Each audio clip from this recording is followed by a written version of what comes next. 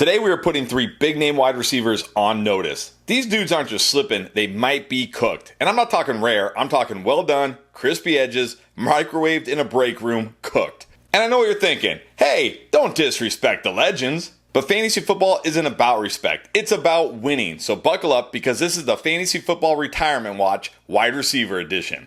Let me take you back to a simpler time. A time when this wide receiver was the most terrifying man in space, not named Elon Musk. He wasn't just fast, he was warp speed. Defensive backs would line up across from him and immediately start writing their apologies to their coaches. 7 straight years. 7! This guy gave us wide receiver 1 finishes like it was his day job. And it kind of was. 6 of those seasons, he was top 7. 4 times, over 20 fantasy points per game. That's not just good, that's I just won my week before the Sunday night game even started good. And in 2023, this guy was a fantasy football supernova. 3rd in targets with 171. Number 1 in target share at 33.1%. 1st in route win rate. And his explosive rating off the charts. But in 2024, all of that changed. Sure, he played all 17 games, but the volume, poof, gone. Fell from 171 targets to 122. His target share plummeted from 33% to 21.9%. He wasn't even the top dog on his team anymore. I mean, he wasn't even second. He fell all the way to 3rd on his own team in target share. And that route win rate, once a glorious 65.9%, it fell like a bad meme stock, down to 13th overall, barely winning half of his routes. And his explosiveness, just league average. Which is like hearing your Lamborghini now drives like a Honda Civic. Now he's entering his age 31 season with a declining profile, a team that does not rely on him like they used to, and fantasy players still drafting him like it's 2023. He averaged just 12.8 fantasy points per game last year, wide receiver 3 numbers. But you want to know where underdog drafters are taking him right now? Wide receiver 12. 12! I mean, at that point, you're not just drafting the name, you're drafting the memory of the name. So who is it? It's Tyreek Hill. Yes, that Tyreek, the cheetah, the human highlight reel, the destroyer of ankles. But now, he might just be another fast guy who's losing the one thing that made him special. Now I want you to picture a guy who broke fantasy football for one glorious, unforgettable season. He was everywhere, ripping off 40-yard touchdown runs, bulldozing linebackers, juking safeties into retirement. He was part wide receiver, part running back, part tank, part gazelle. That season, absolutely legendary. He made wide back a thing. Fantasy managers were foaming at the mouth like they had just discovered Bitcoin in 2009. But here's the problem with meteors. They burn bright, and then they're gone. Because ever since that magical year, this man has been on the world's slowest fantasy football disappearing act. Like David Copperfield, just with more hamstring tightness. Let's look at the cold hard numbers. He's only had 1 season over 1,000 receiving yards in his entire career. 1! That's not elite, that's not consistent, that's a blip. He's only averaged more than 13 fantasy points per game twice. Twice! Now let's talk about 2024, because this was supposed to be his comeback year. The offense around him was banged up. The spotlight was his. No more excuses. But instead of rising, he face planted. He played 15 games and somehow finished 48th in total targets. And his target share, 45th in the league.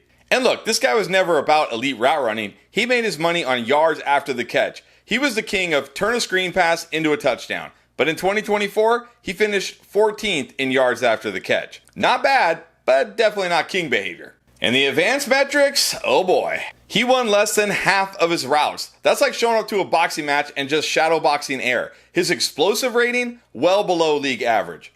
For a guy whose entire identity is boom plays, that's like finding out the Hulk can't bench press anymore. Now for those of you that figured out who I'm talking about right now, you might be thinking, but he's got a fresh start. He's on a new team. True, but that doesn't change the fact that he looked slow and out of shape last year. So who is it?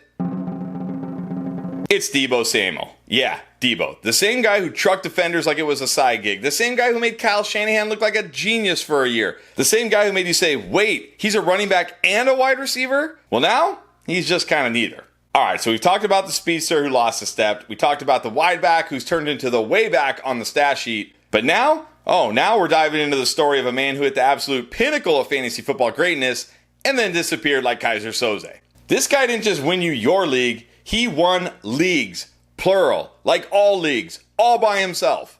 Most fantasy champions are built on strong foundations, depth, strategy. This guy, he was the whole house, the plumbing, the roof, the granite countertops. You didn't need anything else. But that was 3 years ago, and ever since, we've been slowly coming to terms with the truth. That season was a mirage, a gorgeous, sun-drenched, point-filled mirage. Injuries started creeping in. separation got tougher, and in 2024, we finally saw the wheels fall off. First, the separation numbers. In 2024, he wasn't just mediocre, he was awful. Against man coverage, 3rd percentile. Against press coverage, also 3rd percentile. And even zone, his bread and butter, he dropped to the 30th percentile. That's not maybe he's slowing down, that's this guy is stuck in molasses. And while we're talking about declines, let's talk about the elephant in the room, age. He just turned 32. For wide receivers, that's the equivalent of, we should probably have a backup plan. And speaking of backup plans, his team might already have one. They went and drafted a shiny new slot receiver. Younger, faster, cheaper, and not made of paper mache. But let me hit you with the harshest stat of all. This man, this legend, now goes into 2025 season with a new team, in a new system, and still hasn't looked like himself since 2021. If you're counting on a 32-year-old wide receiver whose entire game was based on timing, chemistry, and quickness, and he's lost all three, you're playing with fire. You're not drafting him anymore. You're drafting 2021. You're drafting nostalgia. You're drafting the ghost of Cooper Kupp. The same guy who gave you multiple 35-point weeks like it was no big deal. The same guy who once turned slants into touchdowns and zone coverage into therapy sessions. But now, he's struggling to separate, surrounded by younger competition, and switching teams late in his career, which is historically a terrible sign for wide receivers. And yet, fantasy managers are still drafting him like we're going back in time. I hate to say it, but that season was the exception, not the norm.